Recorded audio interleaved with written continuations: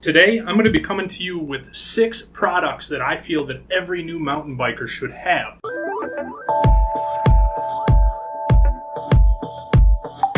I want to hear from you guys in the comments. What do you think are some products that a new mountain biker should own?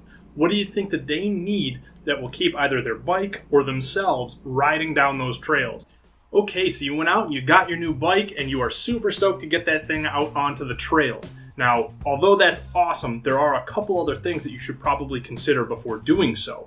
There's a couple of products that are really going to help you if you get yourself into a jam or just to protect you while you're riding.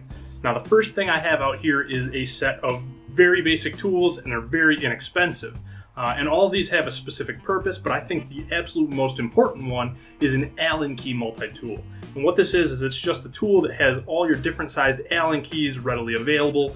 Fits right into your backpack, your pocket if you're riding. And the nice thing is that this has just about every size you could ever want for anything that comes on a modern bike.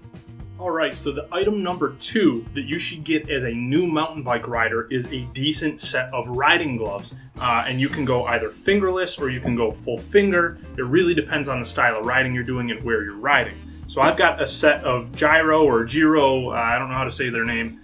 These are their Bravo gloves. They're fingerless. They're really comfortable. And then I've got my infamous Rigwarl Zombie gloves, and they're full fingers. And I use these for riding the trails back in the woods where there's lots of sticks and grass stuff, things that'll come up and cut your fingers.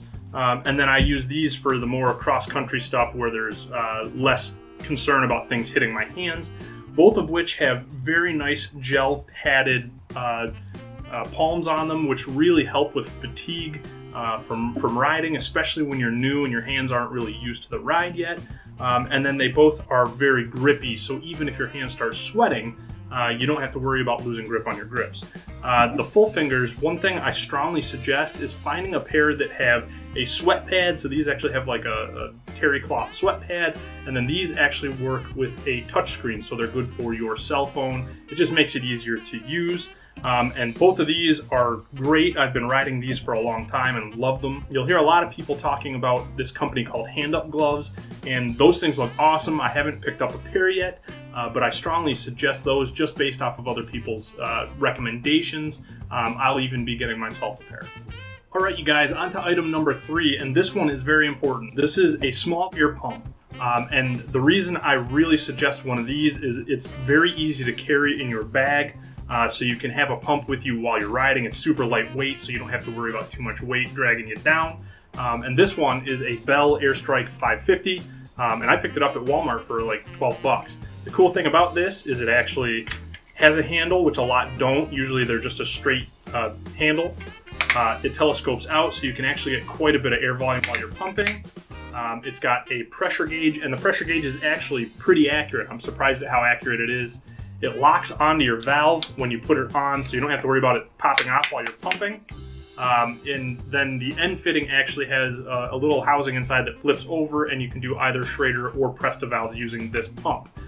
Alright, suggestion number 4, and what I'm strongly suggesting is you get some drivetrain maintenance products, particularly a cleaner, some lube, and an actual tool to do some cleaning with. So what I use is this Muck Off drivetrain cleaner. These are about $1.99 each. You get maybe 5-6 uses out of them.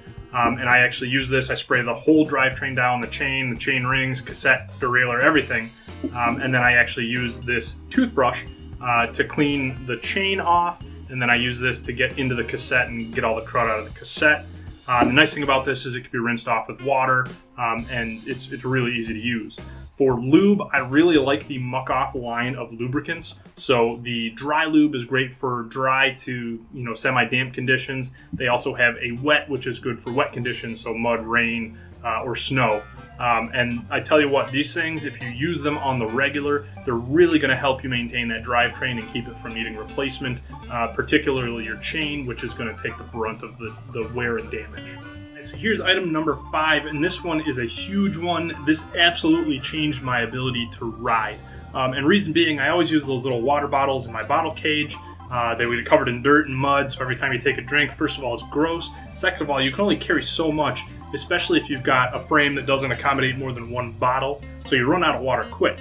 This thing holds 2 liters of water. I've done 15-mile, 20-mile rides and still not run out of water in this thing, so it's super nice. Now this one in particular is an Ironman brand. This one has been discontinued, but they do have a new version. I'll link to that in the description. And the reason I like this is it's got a lot of storage on it. So you've got this outside pocket that actually fits a fat bike tube in it, which is amazing to me. It's got this small pocket that you can put your cell phone in, and it's got a pass-through for your headphones. It's got a more large pocket, and this is where I keep all of my tools and all of my items for repairing my bike while I'm out on the trail. And then another large pocket, and this is where your actual water pouch goes. But then it's also got a pocket here that I keep snacks in, and I typically keep my keys in here. So when I'm riding, I don't have to have my keys in my pocket. The other thing I really like about it, it's got pockets on each side of the waist strap. And then the really nice thing about this one is this little hidden pouch here.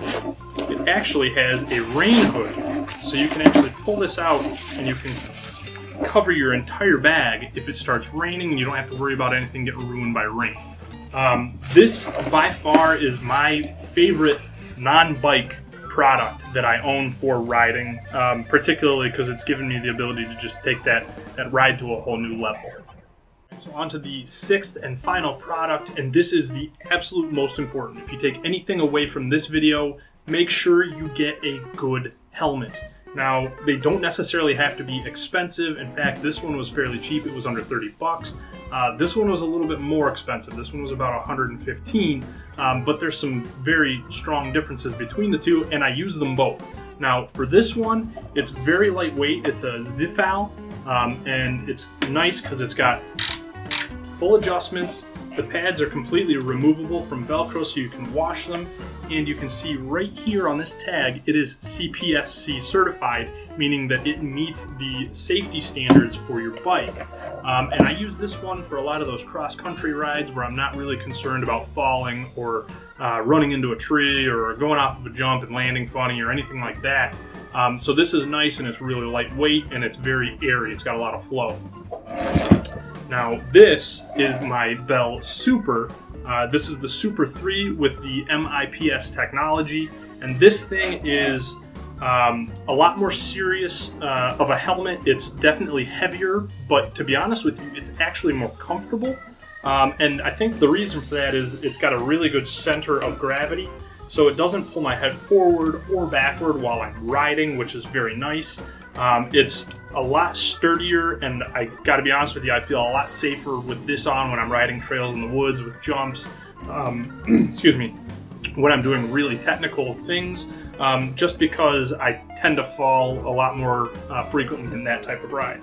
Same deal, it's fully adjustable, it's got removable pads, and then this yellow membrane that you see here, that is actually the MIPS technology. I don't remember what it stands for, but what you can see here is it's actually independent of the helmet. So you see how much it flexes? And the reason for that is when you fall, if you hit your head on the ground and your helmet tends to pull under, it's going to pull your neck in a really bad position and potentially damage your spine or your vertebrae. What this does is it actually prevents your head from pulling as you're sliding.